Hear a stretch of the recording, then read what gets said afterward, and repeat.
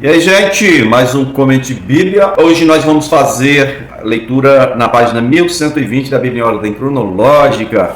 O texto você vai encontrar em Mateus capítulo 26, do 20 ao 25. Mesmo texto em Marcos 14, do 17 ao 21. E também João capítulo 13, do versículo 21 ao versículo 35, meus amados. Está falando aqui sobre a indicação, né, do traidor.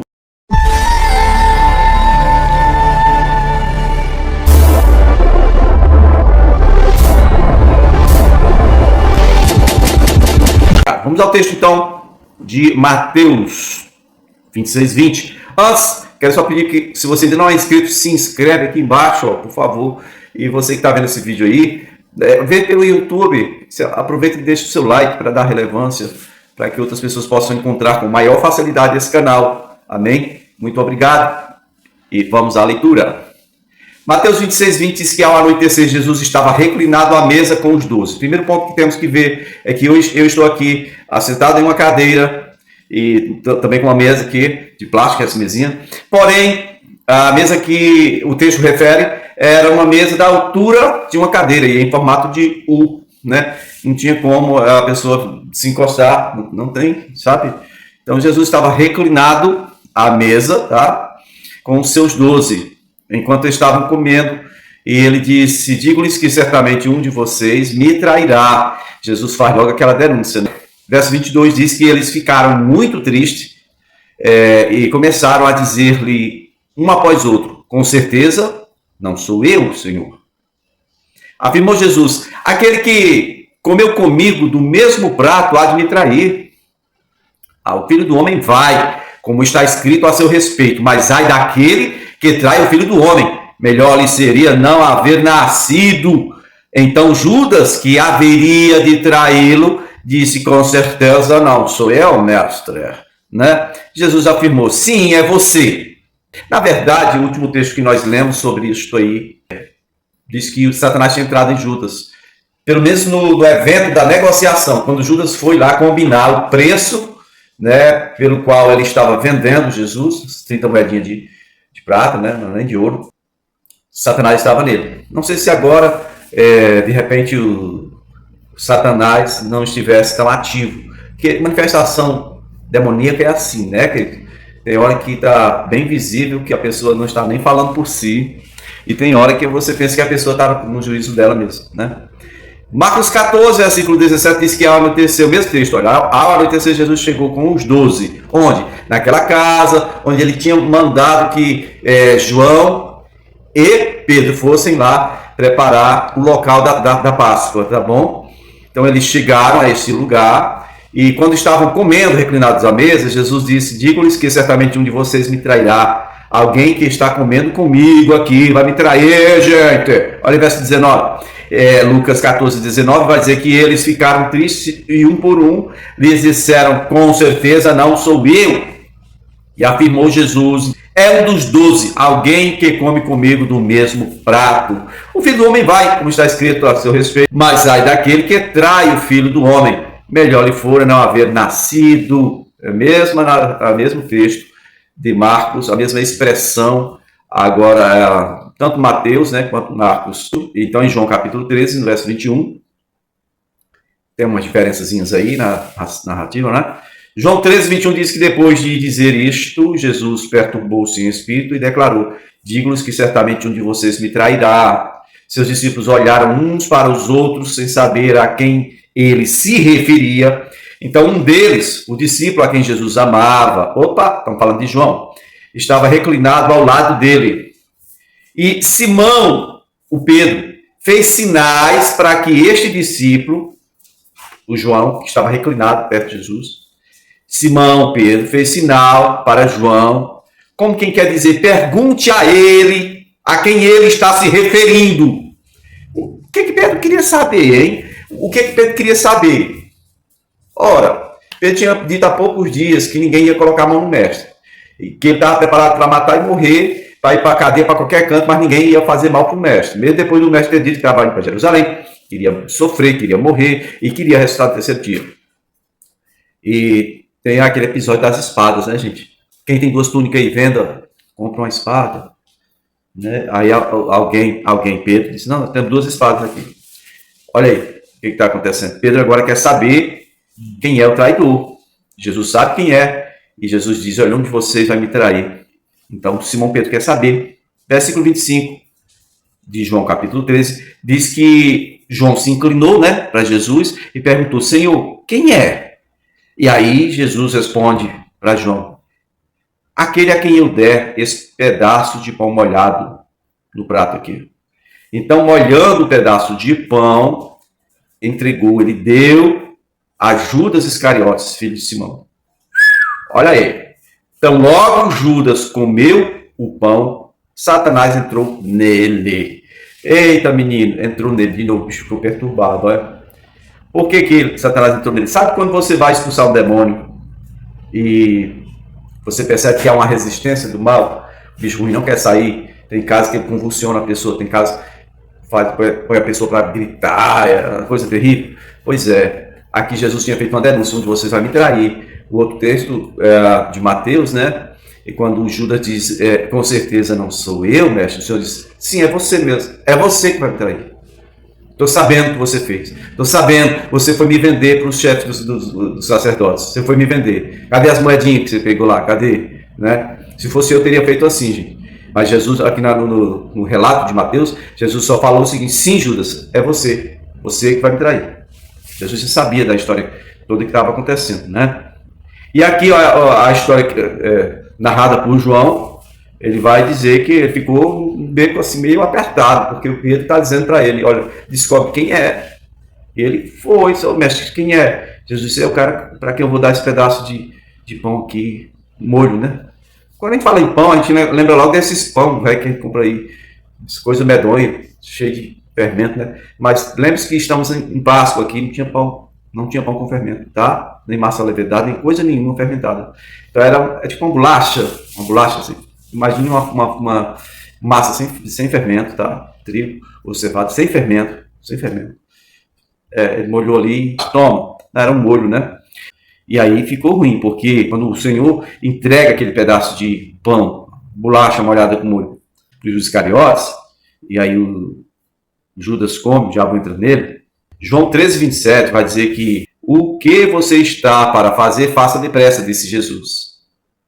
Na verdade, Jesus agora estava falando, não era para Judas, estava falando para Satanás. Satanás tinha entrado nele. Jesus vê o invisível, tá? Satanás, o que você tem para fazer? Faça logo. Só que as outras pessoas que não sabiam do que se tratava, diz o versículo 28, que ninguém que estava à mesa entendeu o que Jesus disse, ou por que ele disse isso. Visto que Judas era o encarregado do dinheiro, tá aí. Judas era o tesoureiro da turma. Então, alguns pensaram que Jesus estava ali dizendo que ele comprasse o necessário para a festa, ou que desse água aos pobres. Então, assim que comeu o pão, Judas saiu. E aí já era noite, né? Então, bom, depois que Judas saiu, Jesus disse, agora o Filho do Homem é glorificado, e Deus é glorificado nele. Se Deus é glorificado nele, Deus também o glorificará, ou glorificará o Filho nele mesmo, e o glorificará em breve. Meus filhinhos, vou estar com vocês apenas mais um pouco. Vocês procurarão por mim, e como eu disse aos judeus, agora lhes digo, para onde eu vou, vocês não podem ir. Só que quando ele falou isso para os judeus estavam falando assim, será que ele está pensando em suicidar-se? Tem demônio, né? Os judeus não tinham visão espiritual e nem entendimento, né? Os religiosos da época. Versículo 34 diz assim, um novo mandamento lhes dou, amem-se uns aos outros como eu os amei, ou eu os tenho amado. Vocês devem amar-se uns aos outros, vocês devem, é um dever. Paulo depois escreve assim, a ninguém devais coisa alguma, exceto, a exceção da dívida, o amor com o qual nós temos o dever de nos amar uns aos outros. E esse amor com o qual nós devemos nos amar uns aos outros, nada tem a ver com sentimentalismo. Não. São os deveres que todos nós temos em comum diante do Senhor, dentro dos princípios da nova aliança. Porque o amor, segundo Deus, a definição de amor, segundo Deus, segundo a cultura israelita, é dar-se ou doar-se em uma aliança. Eu tenho aliança com Deus, você tem aliança com Deus, você também tem? Ok. Então, essa aliança tem como princípio básico a cruz. Ou seja, primeiro mandamento, meu relacionamento com Deus. Segundo, meu relacionamento com os irmãos. Ok? Só isso. Disso depende toda a lei e os profetas, disse Jesus. E eu digo para vocês que disso depende a sua vida no Senhor. Ok? Amem-se uns aos outros. São os deveres relacionados à nova e eterna aliança que temos em Cristo Jesus. Os deveres que nós temos. É o tipo de amor que não é de boca, mas um amor de verdade, de prática, de atitude, de posicionamento, de estar junto, de pagar o preço, de ser suporte ou de prover suporte para aquele que está necessitando. Ok? E então no versículo 35 de João capítulo 13, diz que com isso todos saberão que vocês são meus discípulos se vocês se amarem uns aos outros. Eu já vi muita gente com interpretação errada desse texto. É um negócio, ô, minha irmã, eu te amo fulano. É legal você declarar que ama alguém, mas você vê isso na boca de Jesus? Você via isso, Jesus dizendo direto, ó, meus filhinhos, eu te amo? Não, Jesus disse isso não. Agora ele tinha um amor que era prático, era demonstrado na prática. Ele chega a dizer, ninguém tem um amor como esse, ou maior do que esse, de dar a própria vida em favor dos seus amigos. Seguindo o texto de Mateus 26, vai falar da instituição da ceia do Senhor. Por quê? Porque, primeiro, já existia antigamente a festa dos ázimos, eram 7 dias, os ázimos, os pães ázimos.